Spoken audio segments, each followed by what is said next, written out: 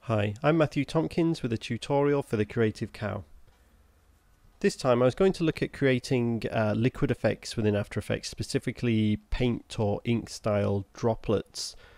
So what I'll do is I'm going to start straight away by holding down Control or Command on the Mac and the N key to create a new composition. And I'm going to use, in this case, the preset PAL D1DV widescreen with a pixel aspect ratio of 1.42. and a duration of 10 seconds, and I'm going to call this composition Paint. The reason why I've chosen the 1.42 pixel aspect ratio is because I want this 16:9 widescreen effect for this video, and as you can see here, just might want to make sure this is toggled on. I'm going to hold down the Control or the Command key on the Mac and the Y key, and that's the shortcut for creating a new solid. I'm going to call this Paint. Just make sure that's comp size, and again with the pixel aspect ratio of 1.42.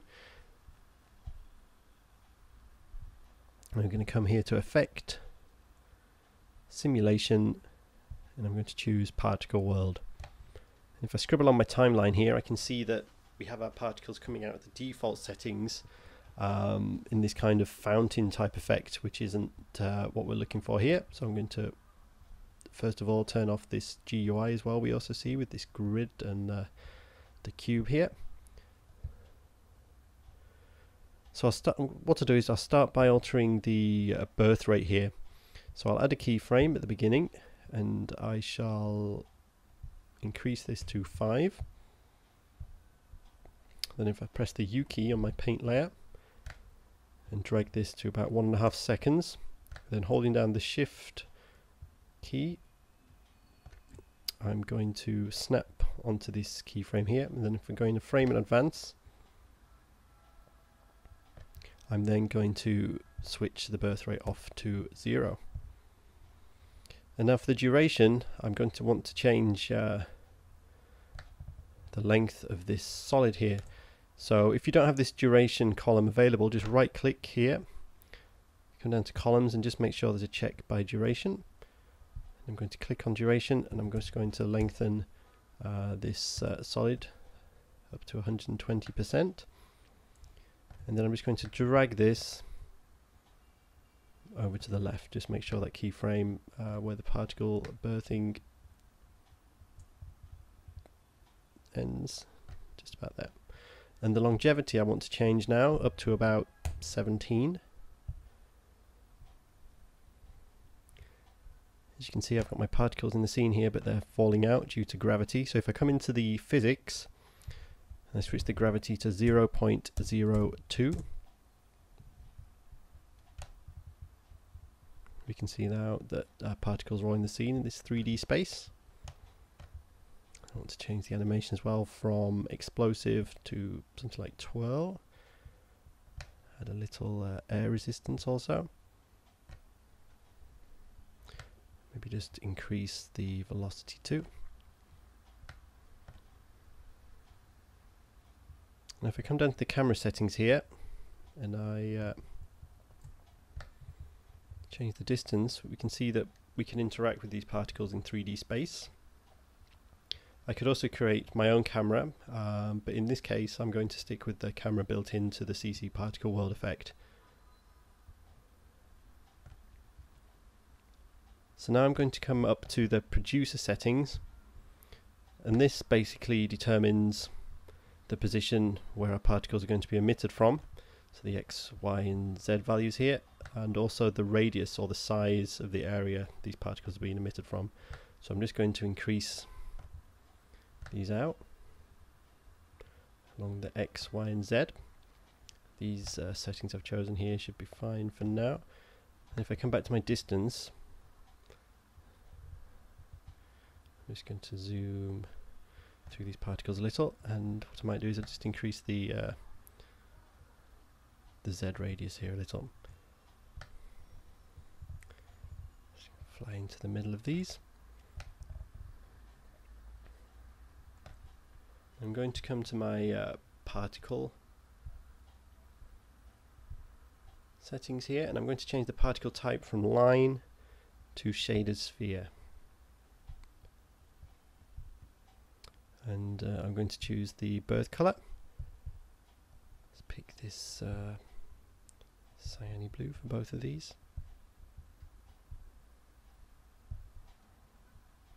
And I'm going to increase the volume shade up to 100. And also the max opacity, I think I'll increase that to 90%. In fact, actually I'll increase this to 100% for now. Size variation, I'll also increase that to 100. And let me just, if I scroll through here, you can now see our particles in the scene. Okay, that's looking okay. So what I'll now do is, if I hold down the Control or Command key on the Mac again and create a new solid by pressing the Y key,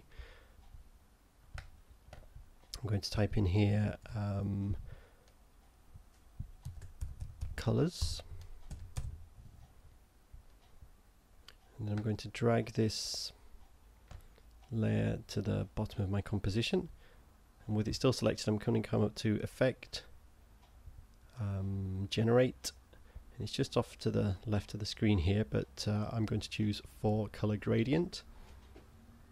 Here's our 4 color gradient. I'm just going to leave this at its default settings, and I'm going to press the F4 key, and in the track matte column I'm going to choose Alpha Matte Paint. Now as you can see here, if I just increase the size here,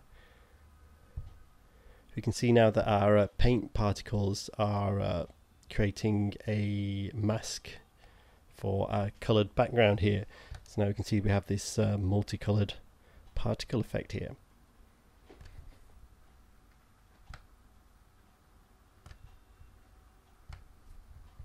And the next thing I'll do is I'm going to set up the camera. So if I just keyframe all these values here and press the U key, so I can actually see them here.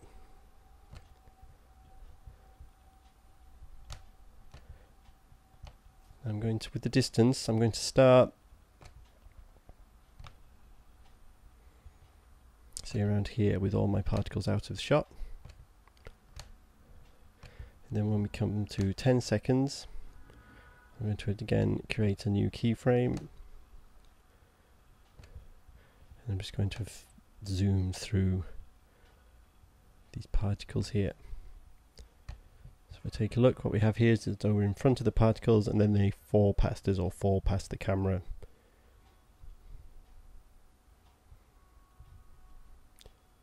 Okay, that's not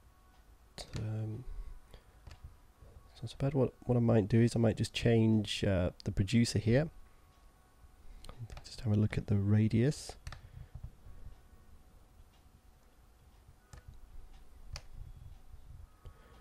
Just seeing how much I can maybe sort of squash these into the shot without having to increase the amount of particles that we have.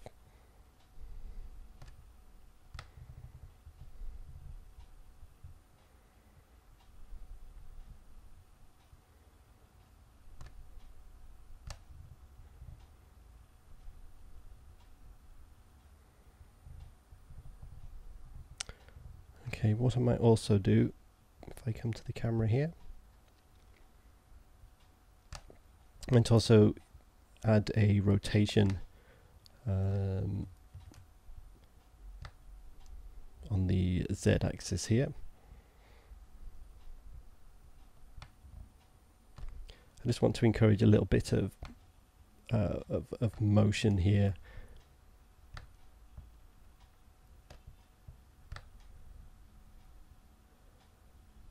So maybe come up to about 1 revolution here.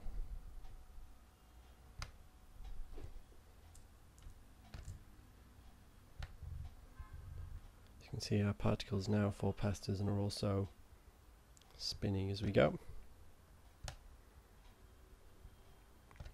Now so far we have these particles or these dots, and they don't look particularly like flecks of paint, or at least not how I'd like them to look. So first of all, what I might just do with the physics here, I might increase their velocity. If I do a run preview, I can get a better picture of what they're doing.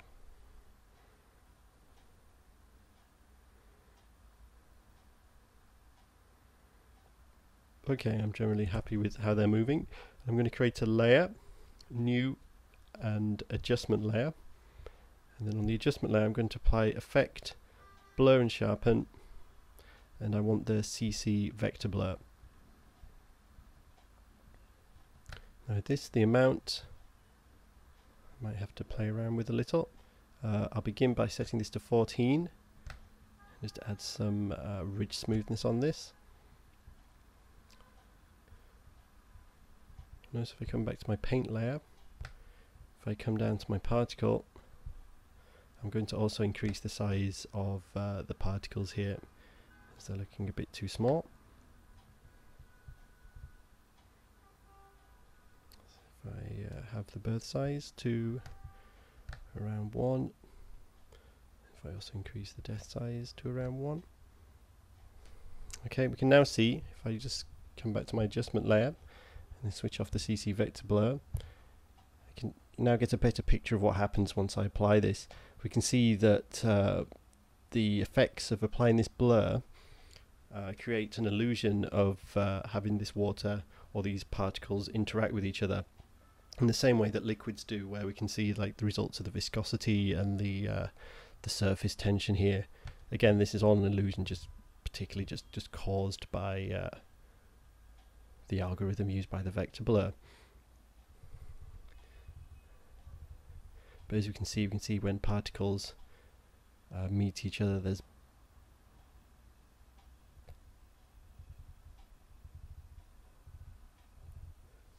just trying to look for a specific example here, really. Perhaps if I come down to my paint here and just increase the velocity a little bit more.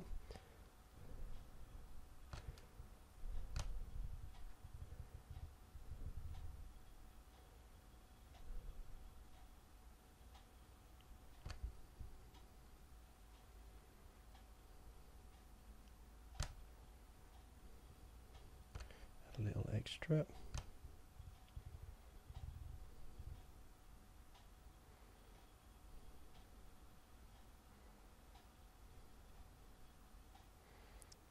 You can see some of the particles in the distance sort of having this water droplet type connection happening.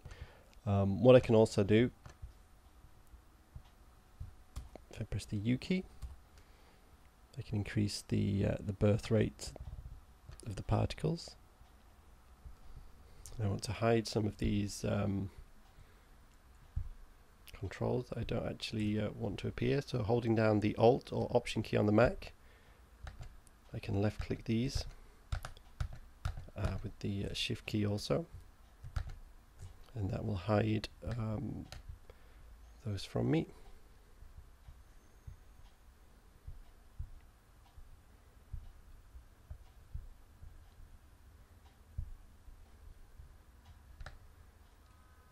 Then with the birth rate here, if I just bring this forward in time, I can then change this keyframe.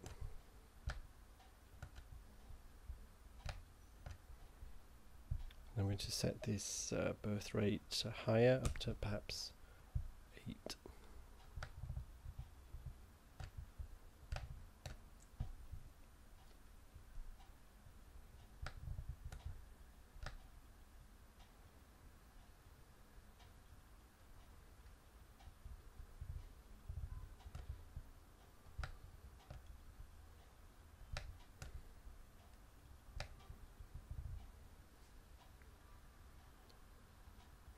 Okay, that should be fine. I'm going to add the motion blur here. If I press the F4 key and add motion blur, onto here, and also on my adjustment layer I'm going to come to Effect, and I'm also going to add color correction, hue saturation. I'm just going to drag this saturation up here just so the colors are a lot more vivid. And if I also come to Effect, Blur and Sharpen, CC Radial Fast Blur, and I'm going to change zoom, I'll leave that standard, and just change this amount here. Bring it here to something like 9.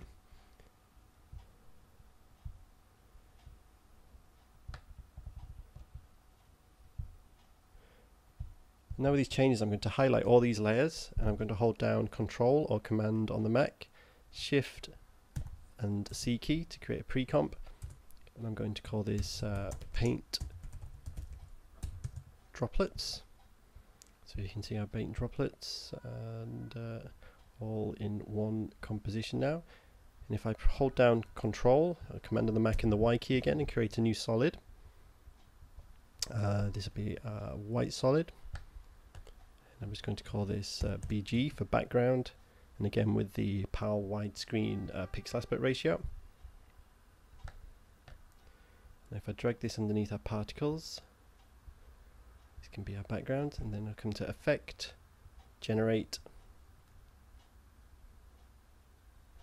and just off to the left here I've got Circle. What I'm going to do is I'm going to come down to the feather control here. I'm just going to feather this up and also increase this radius. Let me just get this nice fall off to grey.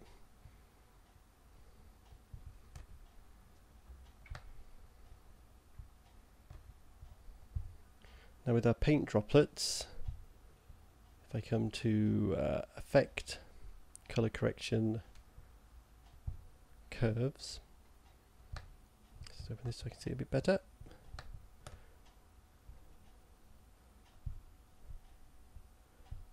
Come to the alpha channel here, just bring this up a little.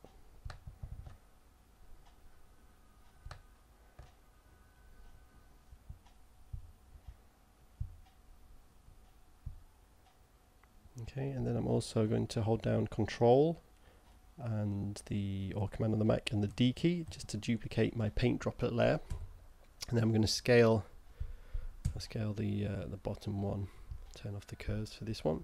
I'm just going to scale this up a little, well, quite a bit actually. If I come out here and take a look, hold down the Control or Command key on the Mac, Shift and H.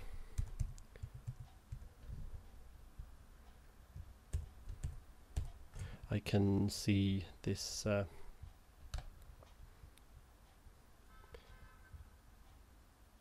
this layer, and I'm going to sort of reposition it a little. Let's come to the start of the composition here.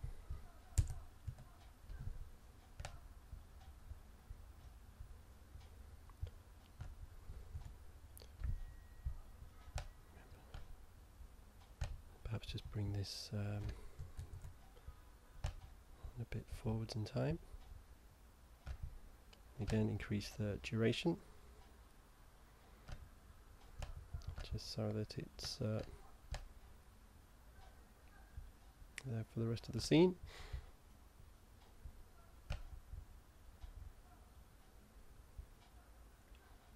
Okay, maybe just make these apparent. Then I'm going to press T to access the opacity. I'm just going to bring this down to something like 37.